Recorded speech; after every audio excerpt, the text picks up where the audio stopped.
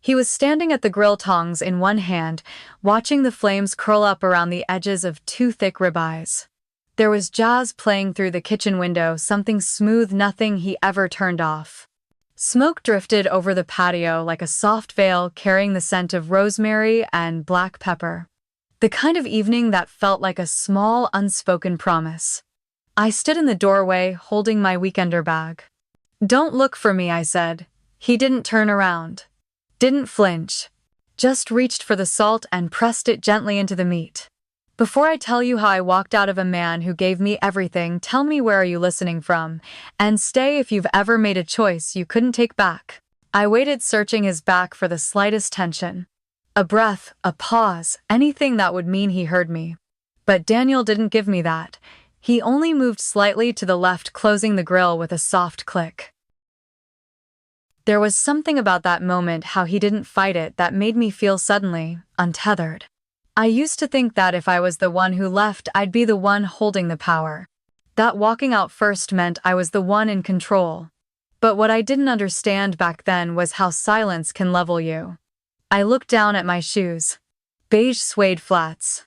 The kind you wear when you want to seem practical but effortless. Kendra called them exit shoes. She had a term for everything. "You never leave in heels," she texted me that morning. "Leave fast, leave flat, leave first." That was Kendra's philosophy. Get ahead of the fall. Make sure they never see you beg. "Men don't know how to lose," she said once over sangria. So hit first. Daniel still hadn't looked at me. I'd expected something: rage, confusion, at the very least a dry laugh.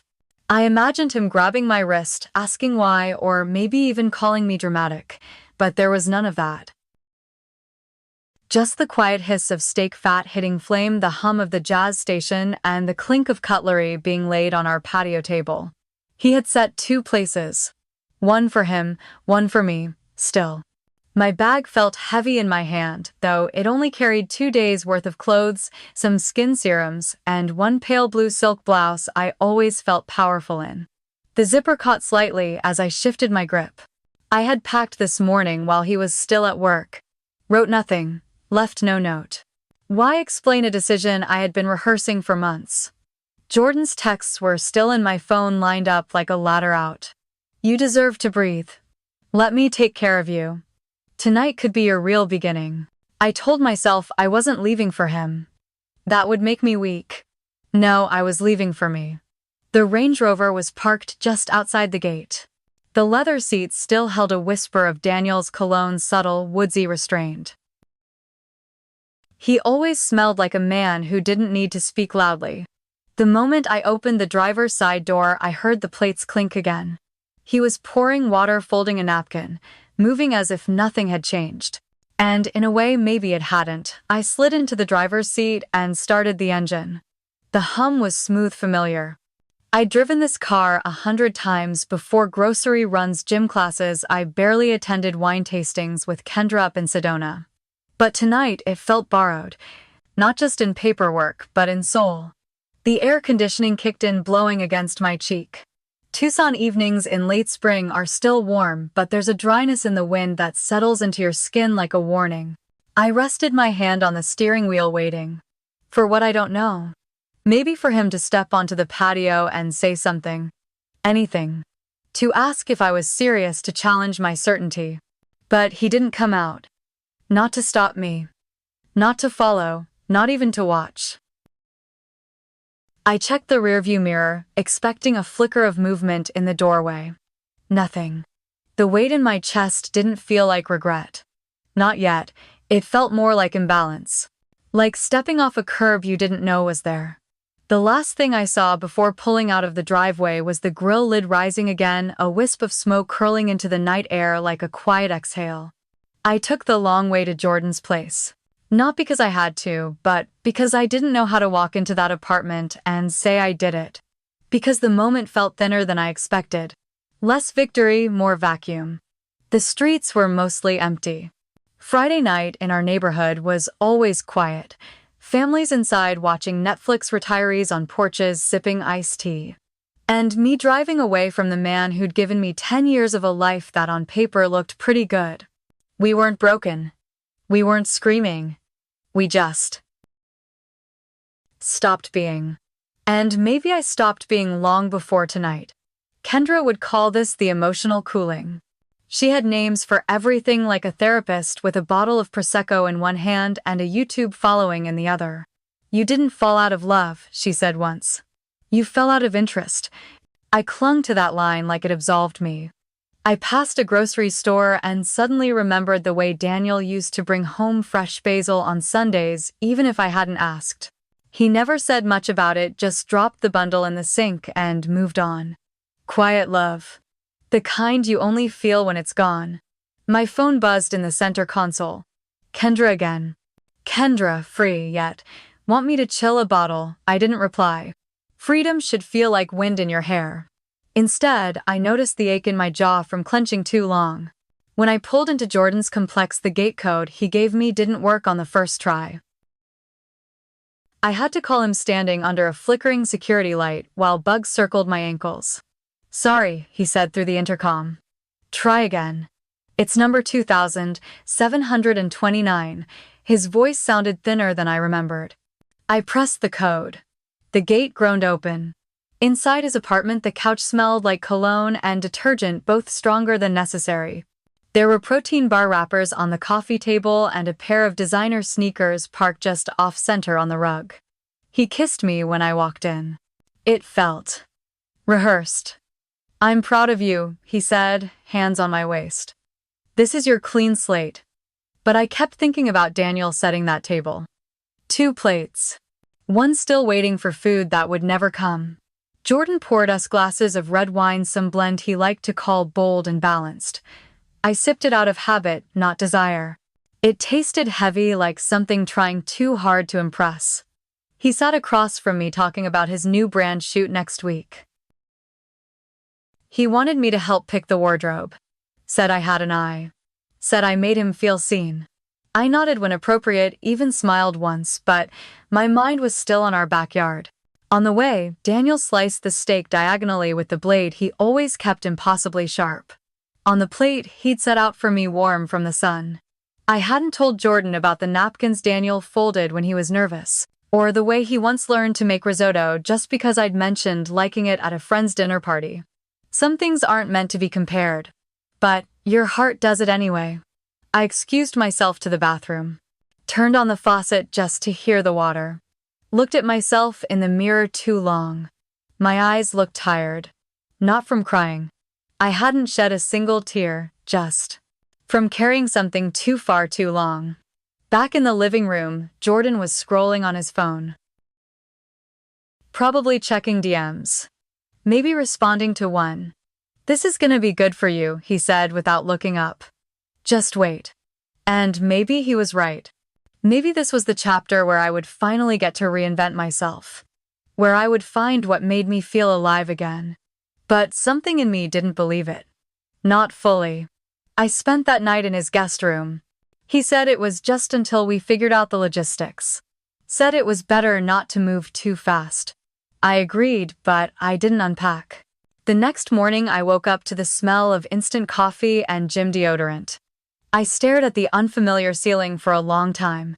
Freedom, I told myself again. Freedom. But the word didn't land the way it used to. Before I left, I glanced at my phone again. No messages, no missed calls, no anger, no pain, just nothing. Daniel hadn't said a single word, not even to ask if I got there safe. And that silence, his silence, rang louder than anything I could have prepared for. What I didn't know was that the moment I walked out, I stepped into a quiet that would echo louder than any fight. Have you ever convinced yourself you were chasing purpose, but deep down you were running from accountability?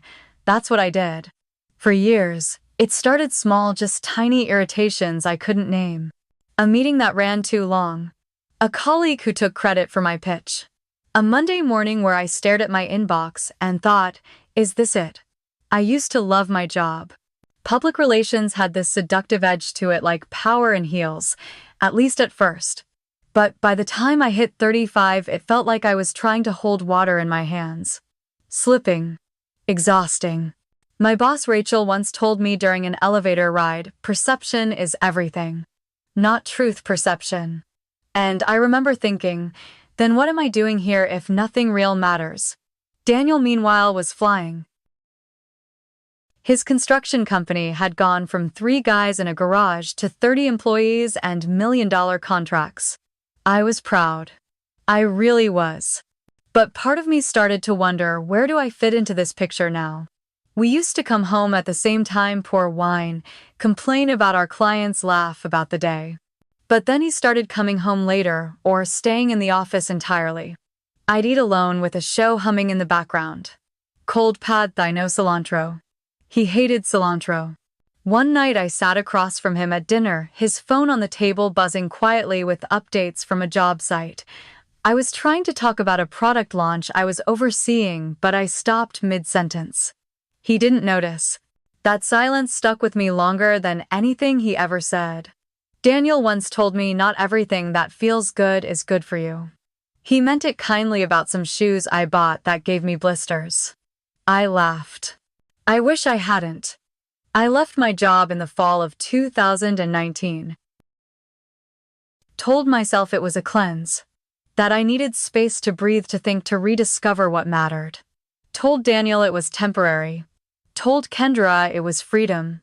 Daniel didn't fight it. If it's what you need, he said, like he was agreeing to let the sun rise. A week later, I signed up for an online program in personal branding and image consulting. Kendra called it the next frontier. You have taste, she said. Style is your voice. You just need a platform. Daniel gave me $7,500 for the course.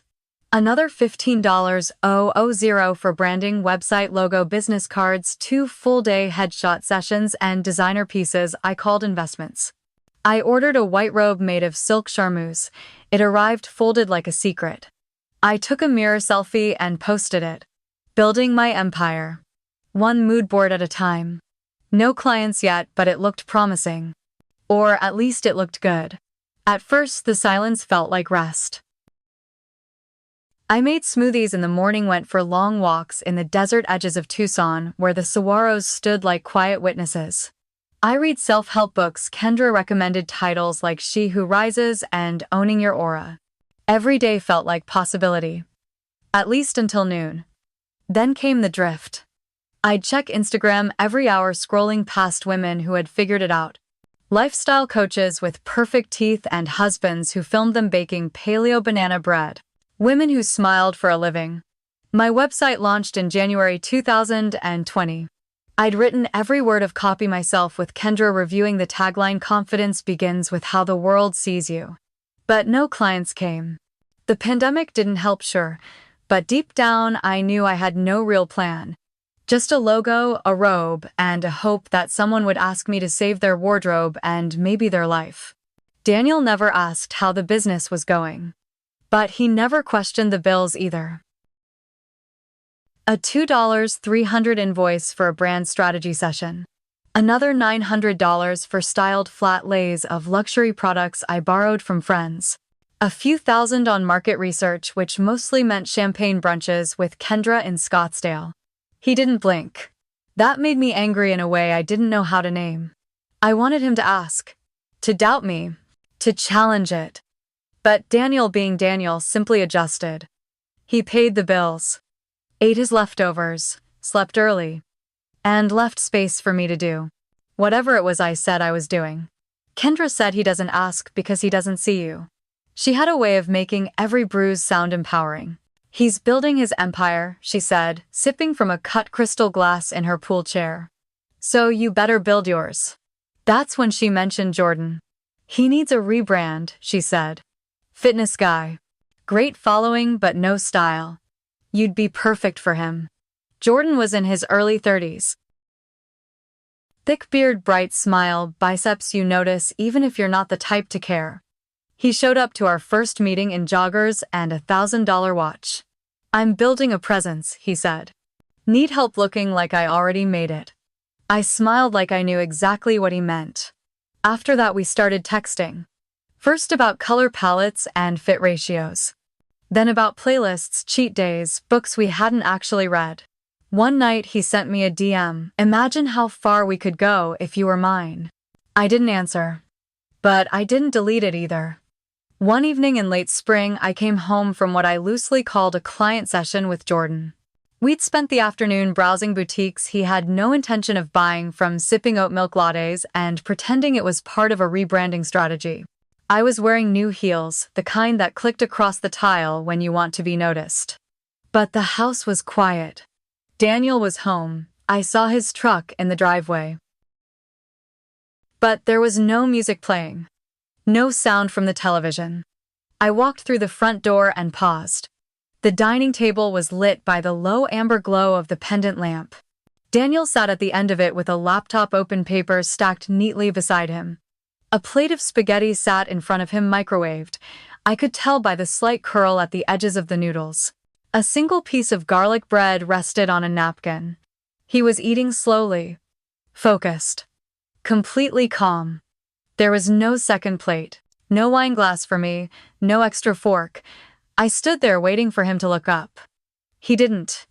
He just lifted a pen, scribbled something into a notebook, and continued eating. One bite at a time. Not rushed, not performative, just alone. I could have walked toward him. I could have asked about his day or sat down across from him like I used to. But instead, I walked into the kitchen, poured myself sparkling water, and stepped outside to take a FaceTime call with Jordan.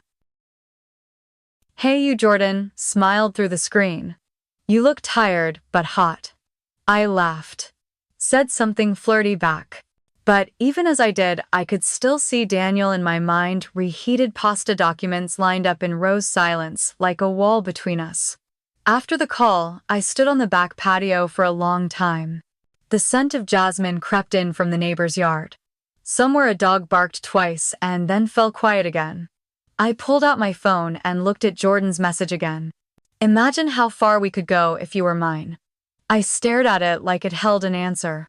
I posted another photo that night, my silk robe again draped across my shoulder, the caption beneath it read, "Curating my world one vision at a time." I watched as the likes trickled in. Friends, clients I hadn't worked with, strangers who told me I was inspiring. I told myself Daniel and I were just growing apart. But what if I was the one quietly leaving first? Winter in Tucson isn't truly cold. Not like Chicago, not like New York. But the air still has a bite to it in the mornings, especially when the desert wind brushes across tile floors and windows that never fully seal. We had a heated towel rack in the master bath, a gift from Daniel after I complained once about stepping out of the shower shivering. I used to love that feeling. The warmth, the care behind it. But now even the towels felt cold. Daniel had stopped asking questions. That was the first thing I noticed. At first, it felt like freedom. I didn't have to explain why I came home late or where the spa charges came from. He didn't ask what Kendra and I were researching at the new hotel in Scottsdale. He didn't blink when I said a client shoot ran long or that Jordan needed one more fitting session. He wasn't disengaged. He was alert, still, watchful. And that was worse. Because I knew the version of Daniel who was angry. He'd only shown it once years ago when a supplier tried to cheat the company on steel framing. Daniel didn't yell. He just sent a 5-line email that ended a contract and nearly ruined the supplier's business. That's what his silence was now. Tactical. Kendra said, "If you ever feel guilty, blame the system. Not yourself." She meant the patriarchy, the corporate ladder, the emotional labor of being a woman. But I wasn't blaming the system. I was watching it unravel from the inside. One Friday night, I came home around 10. Told Daniel I'd been at a networking dinner. Wore a dress I hadn't worn for him in 2 years. My makeup was smudged just enough to look effortless. He was at the kitchen counter going through folders. I recognized the yellow labels: finances, payroll, some client files. But there was a red folder too. He didn't look up. Just said, "There's salmon in the fridge." I mumbled thanks, opened the oven. He'd roasted it apparently. Lightly charred at the edge. The scent still hung in the air, familiar but untouched. Next to the sink sat a wine glass.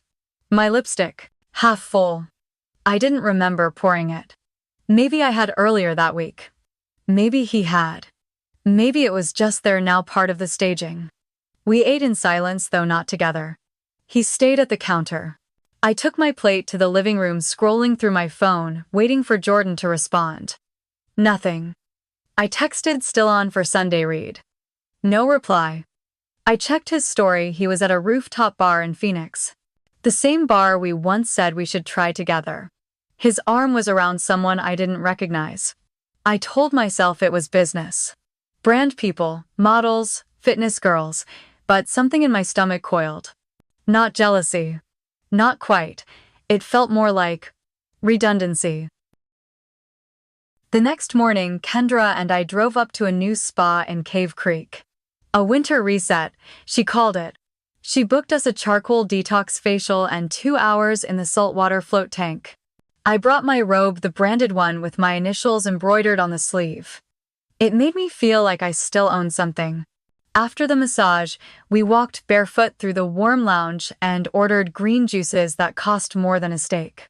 I tried to pay casually, just like always. My Amex card buzzed in the reader, then chirped. Declined. I blinked. Try it again, I said, keeping my voice light. The girl behind the counter smiled awkwardly. It didn't go through.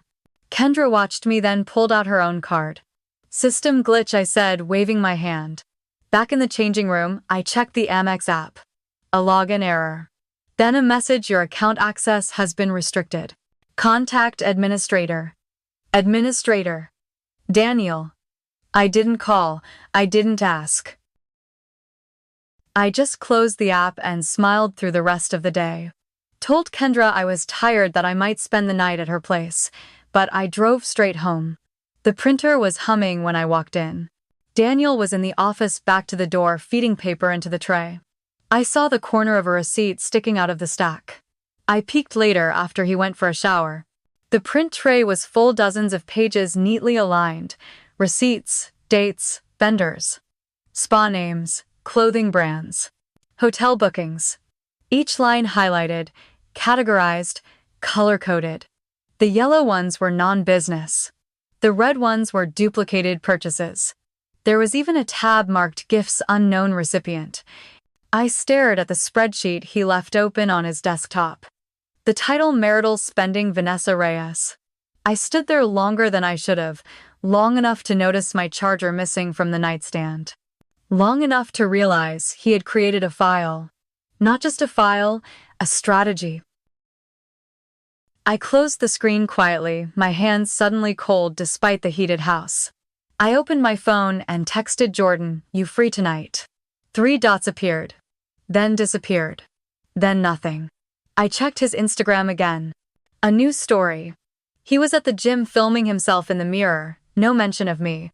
Not even a great session with my stylist. Just his biceps. His brand. I watched it on loop. Twice. Then set the phone down. The house was silent. The kind of silence that isn't waiting for sound. The kind that's already decided. That night I couldn't sleep. I wandered into the laundry room, some excuse about needing to check a zipper on my blouse. What I really wanted was to see if he'd washed anything of mine. The dryer was still warm. I reached in and pulled out one of Daniel's hoodies, charcoal gray soft from too many washes. As I held it up, the faintest trace of my own perfume lingered on the fabric. Not fresh, not overwhelming. Just a ghost of vanilla and bergamot, the way it smelled when I leaned into him back when we still touched without thinking. I brought the hoodie close to my face. And in that moment I realized I hadn't touched my husband in months. Not a brush of the shoulder. Not a kiss on the cheek. Not even accidental contact. We'd been sleeping in the same bed, sharing the same bathroom, walking past each other in the kitchen, and yet somehow living entirely separate lives. I told myself we were just evolving. But evolution still implies connection. This was erosion. I left the hoodie folded on the edge of the dryer and returned to the kitchen, thinking I might pour myself some wine. The bottle was already open. 2 glasses sat on the counter. Only one had been used. He had poured for me. And then changed his mind. I stood there staring at the clean glass, wondering how far back I'd have to rewind to undo that first skipped conversation. That first time I said, I'm just tired, when I really meant I feel lost. If he'd just yelled, if he'd slammed a door, if he'd thrown a plate, or even told me to stop spending, maybe then I would have seen it. Instead, he just let me keep going. Let me build the rope and walk myself right off the edge. That night I watched him cook dinner for himself and not set a plate for me. He didn't say a word. Just plated his food, sat down at the table, and ate slowly. Deliberately. No eye contact, no gestures. Just the quiet of a man who had already made peace with something I hadn't even admitted to. Have you ever stayed just long enough to realize you were already gone? I knocked twice. Soft at first. Then again firmer. The Ring camera above the porch buzzed faintly, just enough for me to know it was on. Watching. Recording. He saw me. I know he did, but the door never opened. Not even a word, not even a look. I stood there, barefoot, toes curled against warm concrete. Tucson evenings in June hold on to heat long after the sun disappears. My heels sat in the Uber's backseat. I hadn't planned to walk to his door like this, wrapped in a silk dress and a borrowed sweater Jordan left on the floor. The Uber driver hesitated before pulling away. I waved him off with a half smile I didn't mean. He drove off slow, checking his mirror like he knew something I didn't want to say out loud. The silence in front of Daniel's house was the kind that gets into your skin. Earlier that night, my debit card failed at a dinner Jordan didn't even want to be at. We were at a rooftop sushi bar, one of those places where they drizzle soy reduction over seared tuna and call it conceptual. I tried to laugh when the waiter said, "There's been an issue." "System glitch," I said like I had before. Jordan didn't say anything, just took out his own card and paid without looking at me. In the car on the way back to his place, I tried to explain. It's probably a fraud flag or something. Maybe Daniel still has access to the joint account. Jordan nodded slowly. "I mean, it's complicated," I added. He stared out the window, then said, "Maybe you need space to figure things out." I blinked. "Is that? Are you asking me to leave?" "No," he said. "I'm just saying you seem like someone who needs to work through stuff." The rest of the ride was quiet. So I told the Uber driver to take me to the one place I thought still had room for me. Daniel's house. But now I was standing here. Barefoot, empty-handed. Unwelcome. I adjusted the sweater, trying to smooth it down. The sleeves were too long. The hem smelled like cedar and laundry detergent that wasn't mine. I reached for the doorknob on instinct. Locked. Of course it was. The porch light clicked on. Motion triggered. Bright but clinical. Inside, behind the curtains, a shadow moved. Just once. A shift. A silhouette. He was home. He was there. And still nothing. I stepped closer to the door, pressing one palm gently against it like I could feel him through the wood. I leaned in, lowering my voice to something almost intimate. "Daniel," I whispered. "It's me. Nothing. I just need 5 minutes. Please." A breeze moved through the street, dry and warm, carrying the faint scent of creosote and distant rain. My hair stuck to my cheek. I knocked again. Softer, this time. The kind of knock that isn't about entry anymore, it's just asking to be heard. The ring light blinked red. He was watching. I swallowed. My voice wavered. "Look, I know things got out of hand. I know I left wrong. But it doesn't have to be like this." Still nothing. I took a step back. Looked toward the windows. No movement. Then the whisper became something else. "Daniel," I said louder. "You don't get to do this." I came back. That means something. I stood there waiting for a crack in the silence. One sound, one step, nothing. The heat from the sidewalk had crept up into my feet, warming my spine with the kind of weight that didn't feel like summer, it felt like shame. I banged the door once, flat palm against wood. Say something. I didn't care if the neighbors heard. I didn't care if I looked unhinged. I just needed one word. One confirmation that he saw me. The curtain shifted again. A small motion. A shape. But still no voice. No movement toward the door. Then I heard a car door shut softly behind me. I turned. A man in a gray suit stepped out of a black sedan. He held a leather folder and walked with practiced precision, measured, polite, impossible to ignore. "Vanessa Reyes?" he asked. I blinked, startled. Yes, he opened the folder. "I'm here on behalf of Mr. Daniel Reyes. You're being served." It didn't hit me right away. He placed the manila envelope gently into my hand like he was handing me directions. Like this was all routine. He nodded once. "It's official as of now." Then he walked away. No lecture, no drama. Just procedure. I stood there under the porch light, holding the envelope, watching the sedan disappear down the street. Inside the house, the light above the kitchen flicked off. One by one, the windows dimmed. I was alone. I sat down slowly on the porch step, envelope still in my lap. The paper inside was thick legal weight. I didn't open it, I just let it rest there, pressed against my thighs through the silk fabric of my dress. The concrete was still warm beneath me, but I felt cold. Not from weather, but from the kind of realization that doesn't happen all at once. It sinks. The desert rain had started somewhere far off. I could smell it before I felt it. That metallic sweet scent that only comes when the dust begins to shift. It made the silence heavier, like the air was waiting too. Behind me the porch light flickered. Or maybe that was just my eyes adjusting to how dark everything had become.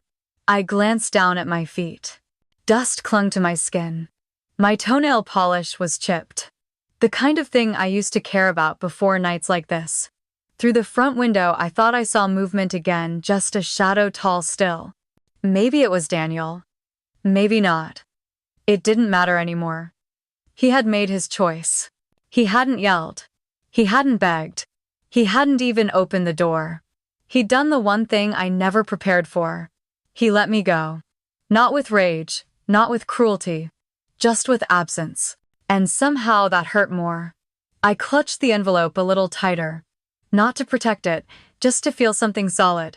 A passing car rolled by slowly, headlights washing over me, then gone again. No one stopped. No one asked if I was okay. Because from the outside, I didn't look like someone in crisis. I looked like a woman who'd made a choice. And maybe I had. I sat on the curb holding a manila envelope I never expected. If you knocked, and no one opened, would you blame the door or the person who walked away? First, I changed my Instagram bio to healing from trauma. 3 words. Vague enough to invite questions, strong enough to dodge specifics. It made me feel like I was still writing the story. Still controlling how it unfolded, even if the plot had clearly left my hands. But the truth, I was drowning in a story I created and no one else wanted to read. I started posting more. Carefully curated photos with moody lighting. Close-ups of my hand holding a ceramic mug captioned, "Healing isn't linear." A picture of a wilted flower on the windowsill, "Growth starts in the dark." The hashtags were predictable number, self-love number, survivor number, reclaiming me. I told myself this was how women rebuilt. But Daniel's silence didn't give me the enemy I needed. He didn't deny. He didn't retaliate. He didn't post. And that made the narrative incomplete. You can't edit real life. Daniel once told me when I overfiltered a selfie. Eventually it shows. But I tried anyway. I posted a black and white picture of our wedding photo turned face down on the mantle. I added a caption. "Sometimes the ones who promise forever can't handle your evolution." That one got shared 23 times. Encouraged, I launched a GoFundMe, escaping financial abuse. Trying to rebuild after years of emotional control masked as kindness. Help me start over. My goal was $50,000. I raised $184. Kendra was furious. "This is ridiculous," she said, pacing her kitchen in heels she didn't need to be wearing at home. "Women post thirst traps and raise thousands. You're actually telling a story." I didn't have the heart to say that maybe the story wasn't working because people knew the ending and it wasn't tragic. Nicole messaged me 2 days later. "Nicole girl, be real. He paid your rent for 5 years. No greeting. No emoji. Just that. Trevor texted to Trevor. This isn't you. Just apologize. Quietly. Quietly. As if the silence that had swallowed my marriage needed to absorb my mistakes too. I didn't respond. Not to either of them. Instead, I doubled down, posted a boomerang of me journaling in a cafe, mug pen a half-finished croissant, caption day by day, word by word. I write myself back together. But I wasn't writing anything. Not really.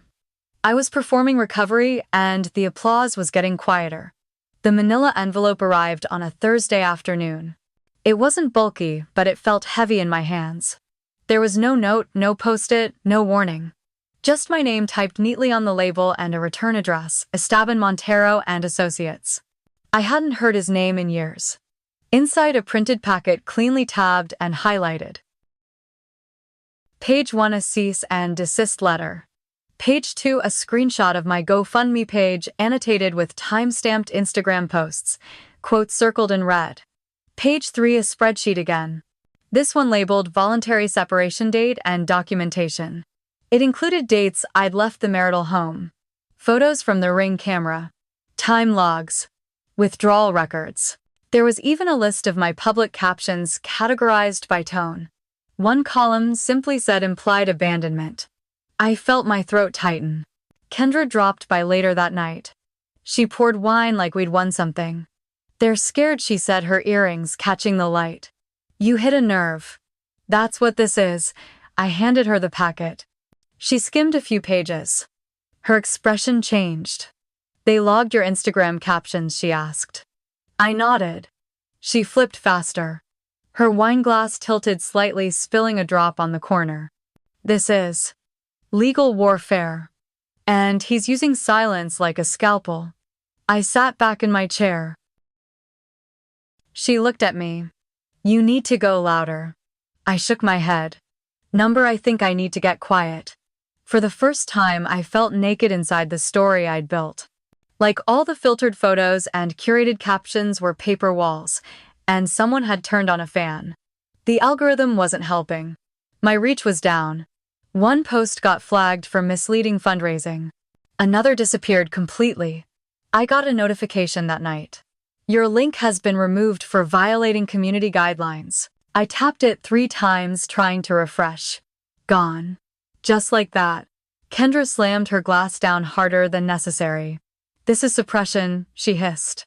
He's using his lawyer to silence you, and Instagram's playing along. I didn't argue. I was too busy staring at my profile, clean, neat, sanitized. The GoFundMe link gone. One post deleted. Another flagged. A DM from someone I barely remembered. Didn't you leave him for a trainer? Why play victim now? The comment section had gone quiet. Even the bots disappeared. I was losing the one thing I thought I still had control of the story.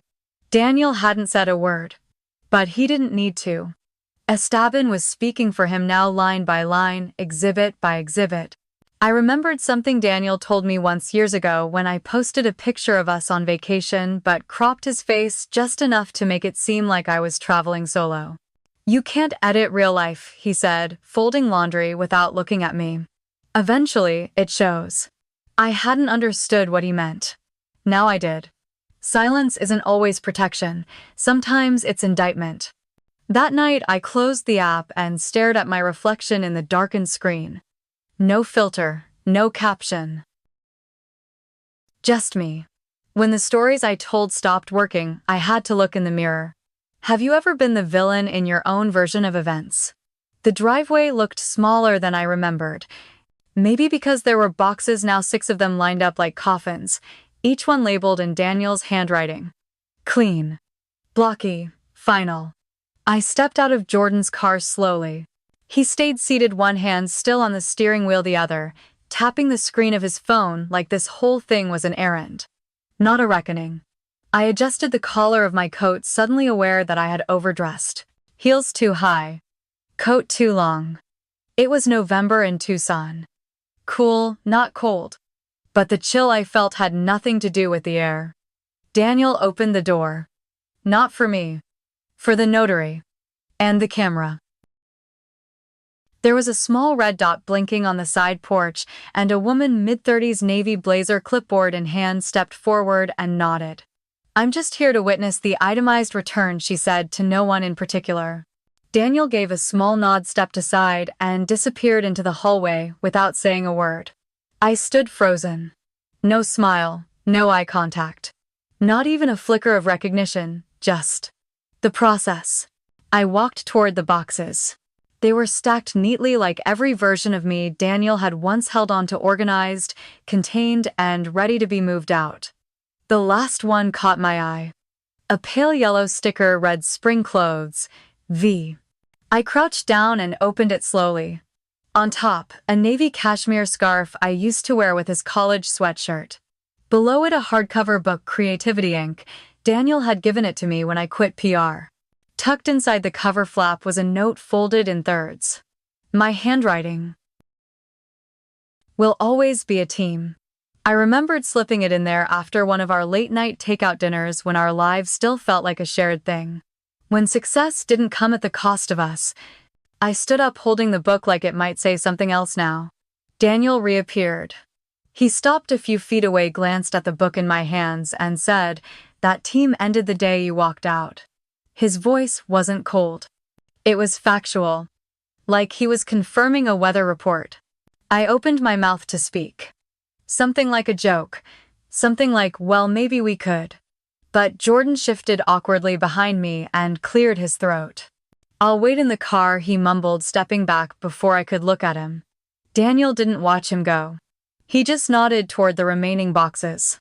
Like a task list. I carried the book to my car first. It felt too personal to leave for last. When I came back, Daniel was already standing by the final box, hands in his pockets. He didn't rush me. He didn't help either, just stood there. When I bent down to lift the lid one last time, I noticed something strange, a soft creak behind him. A woman, young, early 20s maybe, stood at the edge of the hallway holding a tablet and a rolled blueprint. She didn't look at me directly, just nodded slightly toward Daniel and disappeared into what used to be my office. I recognized the tablet case. It was mine. Daniel turned toward the door. "Goodbye, Vanessa." That was it. Not "take care," not "hope you're well," just that one word sealed clean. I opened my mouth, then closed it. He didn't wait. He stepped back inside, and for a split second I saw the hallway again. Lighter now. Decluttered. Then the door clicked shut. No slam, no drama, just finality. I stood there with one box still in my arms, the hem of my coat catching on a stray cactus thorn near the porch. Some doors don't slam, they click shut. If you could undo one decision, which door would you never walk through? Some doors don't need to slam shut to stay closed. Sometimes silence becomes the loudest answer we'll ever get. I've learned that not every ending needs to be loud or dramatic to be final. When someone shows you their version of love no longer includes respect or effort, listening quietly might be the most powerful thing you can do. Boundaries don't have to be shouted to be honored. If this story resonated with you, share your thoughts below. What decision changed your life? And what would you say if you had the chance to choose again?